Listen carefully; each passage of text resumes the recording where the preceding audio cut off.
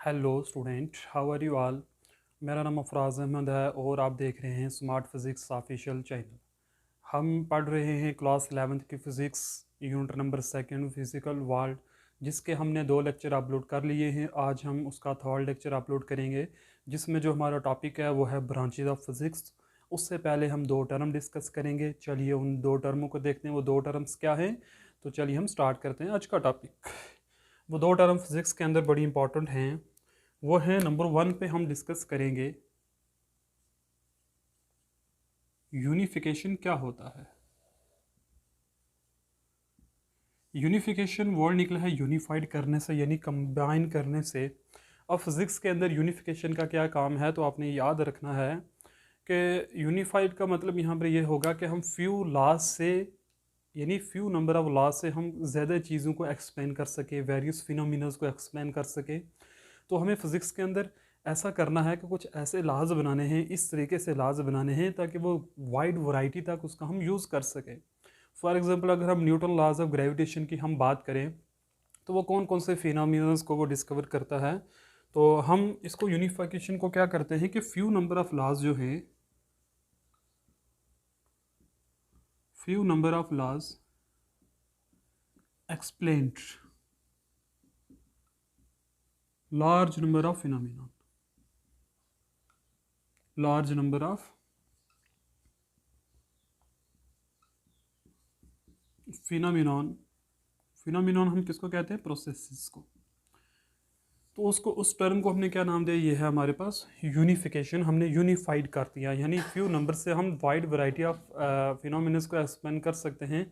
तो इसके एग्जांपल हमारे पास ये है कि हम अगर न्यूटन लॉज ऑफ ग्रेविटेशन की अगर हम बात करें, एग्जांपल क्या हमारे पास? न्यूटन लॉ ऑफ ग्रेविटेशन जो लॉ है, अब ये किस किस चीज़ को एक्सप्लेन करता है? लॉ तो एक था, ग्रेविटेशन का लॉ, लेकिन इसके अंदर इसने किस किस चीज़ को एक्सप्लेन करके हमें दिखाया। तो नंबर 1 अगर हम बात करें तो यहाँ ग्रेविटी का कंसेप्ट आ जाता है। यानी ग्रेविटी, अगर हम अर्थ ग्रेविटी की अगर हम बात करें तो ये इसको भी एक्सप्लेन करता है कि हम अर्थ के ऊपर चलते किस तरीके से हैं, किस तरीके से हम चल पा रहे हैं अर्थ के ऊपर। हम हमेशा नीचे के होकर आते हैं, कोई भी चीज़ हम ऊपर को थ्रो करें वो ज़मीन की तरफ क्यों आती है। तो ये न्यूटन लॉ ऑफ ग्रेविटेशन के अंदर ये एक्सप्लेन हो गया, जिसको हम क्या कहते हैं? ग्रेविटी कहते हैं। नंबर 2 अगर हम बात करें रिवॉल्वेशन ऑफ प्लैनेट्स, जितने भी प्लैनेट्स जो हैं जो रिवॉल्व कर रहे हैं उनके अगर हम रिवॉल्वेशन की अगर हम बात करें तो वो भी इसी लॉ से एक्सप्लेन हो जाता है। तो और अगर मैं एग्जांपल दूं रिवॉल्वेशन ऑफ मून की, अगर मैं एग्जांपल दूं, अब रिवॉल्वेशन प्लैनेट कहाँ? अराउंड द सन, ये भी आपने याद रखना है, अराउंड द सन। तो इस तरीके से हमने देखा कि एक लॉ जो था, उस लॉ ने नंबर ऑफ वेरियस फिनोमिनास को एक्सप्लेन करके हमें बताया। तो इस टर्म को हम बोलते हैं, ये क्या है? यूनिफिकेशन है। नेक्स्ट टर्म हम देखते हैं। नेक्स्ट टर्म हमारी क्या है? इसको मैं रब कर देता हूँ।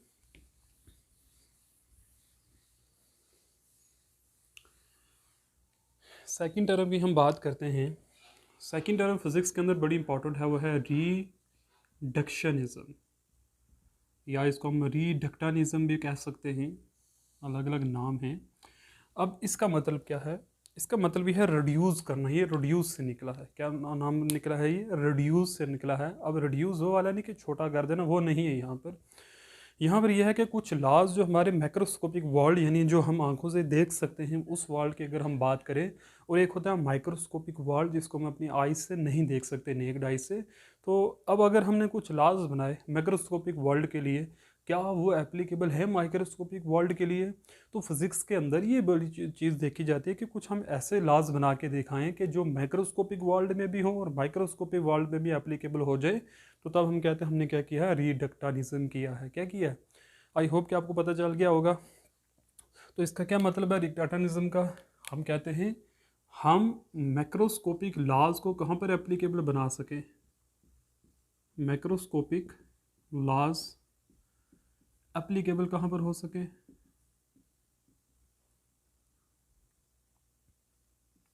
एप्लीकेबल टू माइक्रोस्कोपिक लेवल,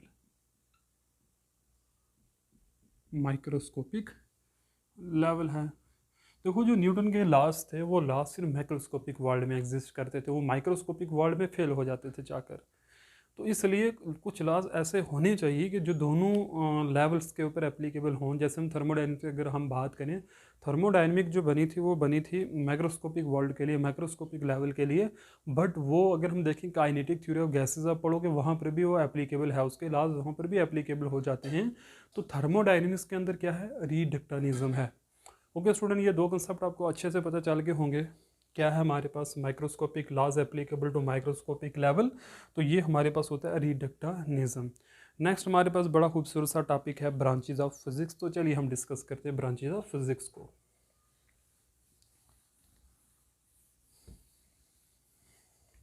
आज का जो हमारा टॉपिक था branches of physics.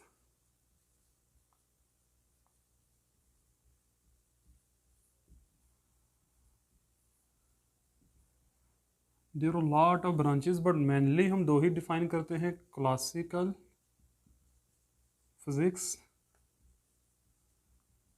And quantum physics.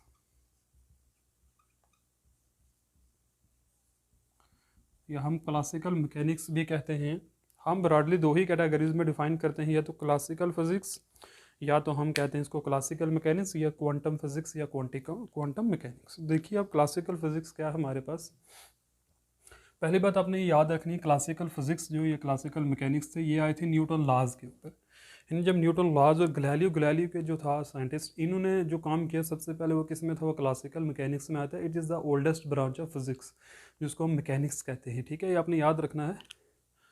अब जो क्लासिकल फिजिक्स है हमारे पास, इसमें हमको क्या पढ़ते हैं, किस लेवल तक हम जाते हैं, कौन सी फिजिक्स इसके अंदर पढ़ी जाती है, तो आपने याद रखना है क्लासिकल फिजिक्स के अंदर हम किसके साथ डील्स करते हैं, यानी क्या स्टडी करते हैं, deals with the macroscopic object, इसके अंदर हम स्टडी करते हैं। अब मैक्रोस्कोपिक ऑब्जेक्ट वो वाले ऑब्जेक्ट हो गए जो हम अपनी आइज से देख सकते हैं। इसमें हेवनली बॉडीज भी हमारे पास आ जाती हैं, जैसे प्लैनेट्स हैं, सन है, स्टार्स हैं, मून हो गया, तो ये सारे के सारे क्लासिकल फिजिक्स के अंदर आते हैं हमारे पास। अब ये स्टडी किए जाते हैं कि इसके अंदर क्लासिकल फिजिक्स के अंदर हमारे न्यूटन के लॉज जो हैं वो भी यहीं पर हमारे पास आते हैं, ठीक है। अब क्लासिकल फिजिक्स का जो सबसे बड़ा योगदान था वो मैंने आपको बताया, वो किसका था, न्यूटन का। एंड आपने याद रखना दूसरा साइंटिस्ट कौन था, गैलीलियो गैलीली था। आपने नाम सुना भी होगा इस साइंटिस्ट का, न्यूटन का और गैलीलियो गैलीली का नाम। इन्होंने जो योगदान दिया वो था हमारे क्लासिकल फिजिक्स के अंदर। अब क्लासिकल फिजिक्स के अंदर क्या क्या आता है, हम क्या क्या इसके अंदर स्टडी करते हैं, क्लासिकल फिजिक्स के अंदर क्या क्या इंक्लूड होता है। इट इंक्लूड ऑप्टिक्स हम इसी के अंदर स्टडी करते हैं, स्टडी ऑफ लाइट। फिर अगर हम बात करें इलेक्ट्रोडायनामिक्स भी इसी के अंदर स्टडी की जाती है स्टूडेंट। थर्मोडायनामिक्स की अगर हम बात करें तो वो भी हमारी क्लासिकल फिजिक्स का हिस्सा है, thermodynamics and etcetera so on आप इसमें डाल सकते हो। और थर्मोडायनामिक्स है हमारे पास ना। अब स्टूडेंट क्वांटम मैकेनिक्स या हम क्वांटम फिजिक्स की अगर बात करें, पहली बात तो ये 1900 अराउंड के अंदर जो हमारी क्वांटम मैकेनिक्स थी ये वजूद में आई थी, जब प्लैंक्स क्वांटम रेडिएशन यानी ब्लैक बॉडी रेडिएशन का लाज आए थे तब ये एक्सप्लेन उस वक्त हुई थी। उतना डीप हमें जाना नहीं है, अब सिंपल इतना याद रखो क्वांटम फिजिक्स के अंदर हम क्या स्टडी करते हैं, कौन से ऑब्जेक्ट होते हैं, deals with microscopic object, deals with microscopic object. अब माइक्रोस्कोपिक ऑब्जेक्ट के अंदर कौन कौन आता है, हमारे पास एटम आ गया, मॉलिक्यूल्स होते हैं इसके अंदर, और एलिमेंट्री पार्टिकल हैं जो एलिमेंट्री पार्टिकल। अब क्वांटम फिजिक्स के अंदर भी क्या क्या हमारे पास आता है, और इसकी जो शुरुआत थी ये किसने की थी ये भी आपने याद रखनी है, प्लैंक्स साइंटिस्ट का नाम है, या फिर उसके बाद आइंस्टाइन का भी इसमें हिस्सा रहा है, या आपने सुना होगा रदरफोर्ड। ये सभी वो साइंटिस्ट हैं जिन्होंने क्वांटम फिजिक्स को वजूद में लाया। अब प्लैंक्स स्टूडेंट ये तो हो गया हमारे पास के क्वांटम फिजिक्स के अंदर माइक्रोस्कोपिक ऑब्जेक्ट की स्टडी की जाती है। अब इसके अंदर कौन कौन सी चीज़ें हमारे पास आती हैं, देखो न्यूक्लियर फिजिक्स आती है क्वांटम के अंदर, हमारे पास एटॉमिक फिजिक्स आती है,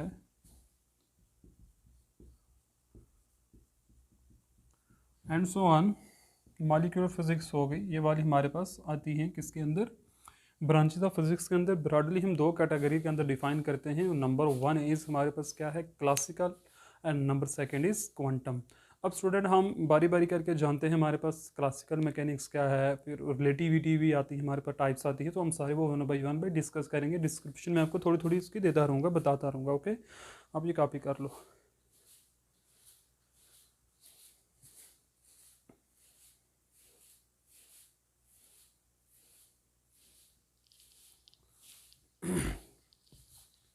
चलिए मूव करते हैं आगे।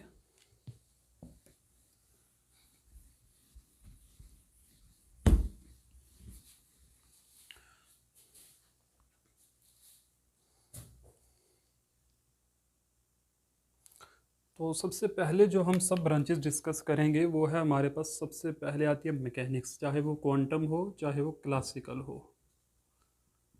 मैकेनिक्स क्या होता है स्टूडेंट, मैकेनिक्स हमने डिटेल में पढ़ना है, हमारा यूनिट है एक, हमने उसके अंदर मैकेनिक्स बड़े अच्छे से पढ़ना है। बट मैं आपको बता दूं मैकेनिक्स के अंदर क्या किया जाता है, स्टडी किसकी की जाती है इसके अंदर, study of state of object, study of. तो मैकेनिक्स के अंदर मैंने क्या कहा आपको, हम क्या स्टडी करते हैं, स्टेट ऑफ ऑब्जेक्ट के बारे में। अब स्टेट ऑफ ऑब्जेक्ट क्या क्या हो सकता है, यानी मोशन एंड रेस्ट के बारे में हम स्टडी करते हैं। ओके, मोशन एंड रेस्ट के बारे में हम इसके अंदर स्टडी करते हैं। फिर इसकी ब्रांचेस हैं आगे, हमारे पास काइनेमैटिक्स आती है, फिर हमारे पास डायनामिक्स होती है। ठीक है, ये इसके सब ब्रांचेस हम डिस्कस करेंगे बाद में। तो फिलहाल आपने याद रखना है कि मैकेनिक्स के अंदर हम क्या स्टडी करते हैं, मोशन ऑफ ऑब्जेक्ट, चाहे वो माइक्रोस्कोपिक लेवल पर हो चाहे वो मैक्रोस्कोपिक लेवल पर हो, तो हम इसके अंदर ये स्टडी करते हैं। ओके स्टूडेंट, अब ऑब्जेक्ट हमारे पास यहाँ देखो, मैकेनिक्स की अगर हम बात करें, मोशन की अगर हमने बात की, there are lot of things included. इसमें बहुत सारी चीज़ें हमारे पास आ जाती हैं, जैसे वाटर वेव्स की अगर हम वेव्स की प्रोपोगेशन की अगर बात करें तो वो भी मोशन में होती हैं, तो वो भी यहाँ पर इंक्लूड हम कर सकते हैं। चलते हैं सेकंड ऑप्टिक्स की तरफ। ऑप्टिक्स आपने क्लास 10th के अंदर पढ़ा हुआ है, लाइट का जो यूनिट था वो ऑप्टिक्स का ही हिस्सा था। अब ऑप्टिक्स के अंदर हम क्या स्टडी करते हैं, simple study of light, study of light phenomenon. जितने भी लाइट के फिनोमिनन हैं वो सारे के सारे किस में स्टडी किए जाते हैं, ऑप्टिक्स के अंदर। अगर एग्जांपल मैं दूं तो आप रिफ्लेक्शन याद रखो, रिफ्लेक्शन ऑफ लाइट जो आपने पढ़ी थी, रिफ्रैक्शन ऑफ लाइट आपने पढ़ी थी, ठीक है। और डिस्पर्शन की अगर हम बात करें, स्कैटरिंग की अगर हम बात करें, तो लॉट ऑफ फिनोमिना, ये सब के सब कहाँ स्टडी किए जाते हैं, ऑप्टिक्स के अंदर। तो अगर हम नंबर थर्ड की बात करें, थर्मोडायनामिक्स।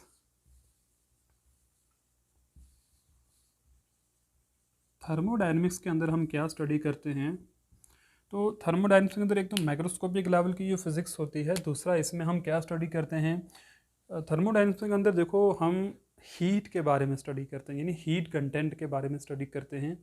और हम इसके अंदर ना थर्मोडायनामिक्स वेरिएबल की स्टडी करते हैं, जिसको हम इंटरनल एनर्जी कहते हैं, इंट्रॉपी कहते हैं। ठीक है, हमारे पास लॉट ऑफ थिंग्स हैं जो हम थर्मोडायनामिक्स के अंदर स्टडी करते हैं, अपने याद रखना है। टेम्परेचर की हम इसमें स्टडी करते हैं, वो सब चीज़ें जो हमारे सिस्टम को इफेक्टेबल करती हैं, यानी इसके अंदर हम सिस्टम के बारे में स्टडी करते हैं। पहली बात तो ये माइक्रोस्कोपिक है,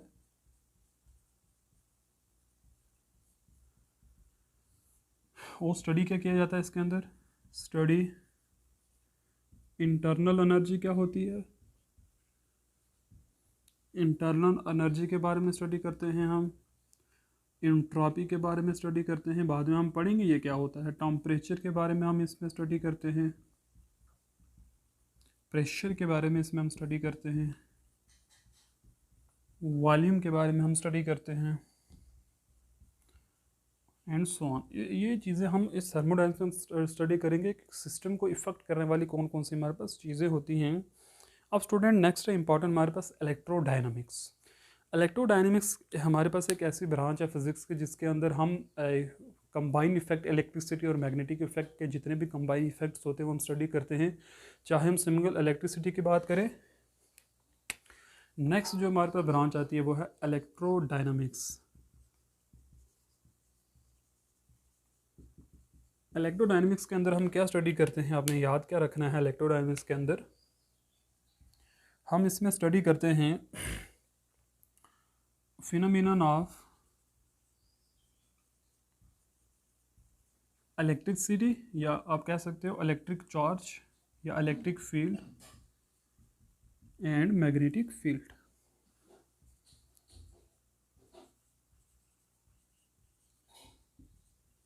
यानी जितने भी इफेक्ट हमारे इलेक्ट्रिक चार्ज यानी चार्ज से जुड़े हुए हैं या हमारे मैग्नेट से जुड़े हुए, सारे के सारे हम इलेक्ट्रोडायनामिक्स के अंदर स्टडी हम करते हैं। चार्ज और मैग्नेटिक बॉडीज़ के जितने भी फिनोमिना हम ये कह सकते हैं, यहाँ पर अगर मैं बदल दूँ तो मैं ये कह सकता हूँ चार्ज्ड एंड मैग्नेटिक बॉडीज़ अगर हम बात करें तो ज़्यादा अच्छा रहेगा हमारे पास। और हमारे पास स्टूडेंट जैसे हम अगर बात करें रिलेटिविटी की, तो रिलेटिविटी में हम क्या स्टडी करते हैं, ये रिलेटिविटी जो है ये आइंस्टाइन ने ये ब्रांच दी थी हमें। रिलेटिविटी जो है हमारे पास, इसको हम कहते हैं theory of relativity.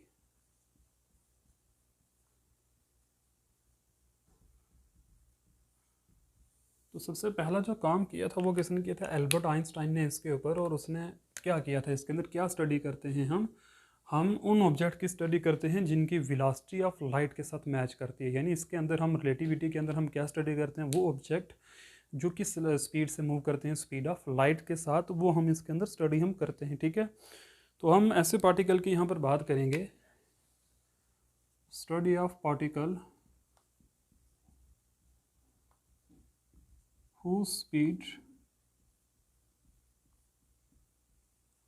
speed is comparable to the speed of light।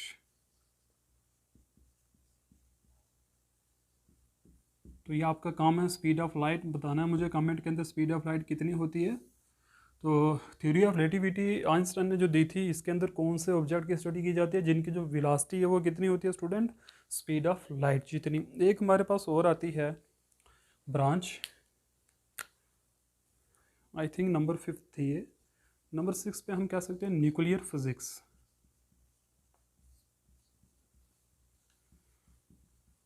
Nuclear physics के अंदर किसकी स्टडी की जाती है, तो न्यूक्लियस की स्टडी की जाती है। ठीक है ना, स्टडी ऑफ न्यूक्लियस, यानी कि हमारा न्यूक्लियस किस किस से मिलकर बना हुआ है। और स्टूडेंट न्यूक्लियस सबसे पहले किसने डिस्कवर किया था, तो ये था रदरफोर्ड, जिसने न्यूक्लियस के बारे में हमें बताया था। तो हु डिस्कवर्ड न्यूक्लियस, तो अपने रदरफोर्ड का नाम याद रखना है। अब न्यूक्लियर फिजिक्स के अंदर न्यूक्लियस की स्टडी की जाती है। अब न्यूक्लियस की कंपोजिशन भी इसी के अंदर आती है। हम अगर प्रोटॉन न्यूट्रॉन की अगर बात करें तो वो इसी के अंदर आ जाते हैं, न्यूक्लियस के अंदर। तो स्टडी ऑफ न्यूक्लियस फिजिक्स के अंदर उसका नाम क्या है हमारे पास, न्यूक्लियर फिजिक्स। नंबर 7 पे अगर हम बात करें, एक और ब्रांच आती है फिजिक्स की जिसे हम कहते हैं एकॉस्टिक। इसके अंदर हम क्या स्टडी करते हैं, अपने याद क्या रखना है, इसके अंदर क्या स्टडी किया जाता है हमें। इसके अंदर हम स्टडी करते हैं propagation of sound waves. Sound wave के साउंड और साउंड वेव की प्रोपोगेशन ऑफ साउंड वेव, कि हाउ साउंड वेव ट्रैवल्स, किस तरीके से वो प्रोपोगेट करती हैं, तो उनके बारे में स्टडी की जाती है। There are lot of branches of physics. अगर हम एस्ट्रोलॉजी की बात करें, कोस्मोलॉजी की बात करें, तो कॉस्मोलॉजी होगी कि पूरे यूनिवर्स की स्टडी, हेवनली बॉडीज़ की स्टडी करना, स्टार की स्टडी करना हमारे पास हो गया। ठीक है, तो there are lot number of branches of physics, तो हाँ वो हम सब इसी के अंदर डील करते हैं स्टूडेंट। तो ये मैंने ब्रांचेस की बात की, आज हम इतना ही रखेंगे। नेक्स्ट लेक्चर में हमने जो पढ़ना है वो है फंडामेंटल फोर्सेज ऑफ नेचर। जो 4 फंडामेंटल फोर्सेज, तो हम नेक्स्ट लेक्चर में बात करेंगे वो 4 कौन कौन सी हैं। आपका स्टूडेंट ने काम है, आपने तब तक ग्रेविटोन के बारे में इंफॉर्मेशन रखनी है और मुझे कमेंट में बताना है ग्रेविटोन कौन सा पार्टिकल होता है। Okay, thank you very much, have a nice day.